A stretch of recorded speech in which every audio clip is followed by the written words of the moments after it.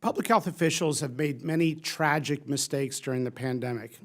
Failure to warn of the pandemic for months, ignoring natural immunity, dismissing the lab leak as a conspiracy, closing schools, masking toddlers, boosting young, healthy people, pushing boosters for young people, bypassing FDA expert panel customary votes that we've been using for decades, telling people to wash their hands like crazy, thinking it was a surface transmission problem, when the other known coronaviruses that cause severe illness, SARS and MERS, were both airborne. Routinely telling people that they have to get the second dose 3 or 4 weeks after the first dose, when good data came out of the UK that 3 months was the ideal time for the second dose, lowering complication rates like myocarditis and increasing antibody response. Telling people the data on the bivalent vaccine was crystal clear when it was authorized based on data from 8 mice, and to date, no randomized controlled trial has been conducted. And failing to speak out against the cruel and inhumane hospital visitation policies that prevented people from seeing their dying loved ones, a human rights violation. To be clear, public health officials are not wrong for making recommendations based on the knowledge that they had at the time. But that's not actually what happened. They were wrong because they refused to evolve their positions as the data became abundantly clear. For example, young, healthy people were essentially spared of this pandemic. They had an infection fatality rate no worse than influenza. In fact, ask anyone who's pushing COVID vaccines on healthy young people, has any young, healthy child died in the United States of COVID in the last 3 years? Do you know? Do any of you know? The CDC director didn't know when she was asked at this Congress. The numbers have never been provided. Could be 2, could be 10, could be 25 kids over 3 years, far less than other common respiratory viruses. Germany did a study. It was 0 kids 5 through 11 years of age that died that were healthy in that entire country in the population study. So what are we doing? Using intense dogma, telling 50 million children they have to lose their livelihood of learning and being in school and school lunch programs and covering their faces based on what?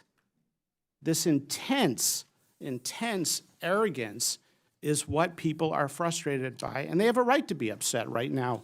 The data was abundant for a long time. We're not talking about making the best decision at the time with the information at hand. We're talking about ignoring data on natural immunity, over 160 studies now over 2 years, including a JAMA study that my team published out of Hopkins. Why didn't they didn't even do this study? My team had to go out and invite people who had the infection early on, and then a year and 2 years after the infection, see whether or not they had antibodies. Not a hard study to do.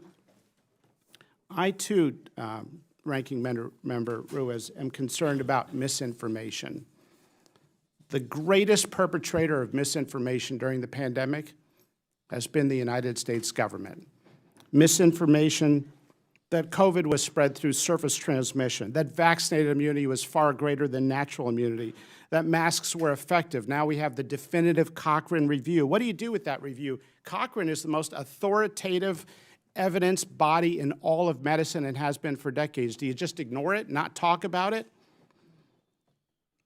That myocarditis was more common after the infection than the vaccine. Not true. It's 4 to 28 times more common after the vaccine. That young people benefit from a booster. Misinformation. Our 2 top experts on vaccines quit the FDA in protest over this particular issue, pushing boosters in young, healthy people. The data was never there. That's why the CDC never disclosed hospitalization rates among boosted Americans under age 50. The vaccine mandates would increase vaccination rates. The George Mason University study shows it didn't. It did one thing. It created never-vaxxers who are now not getting the childhood vaccines they need to get.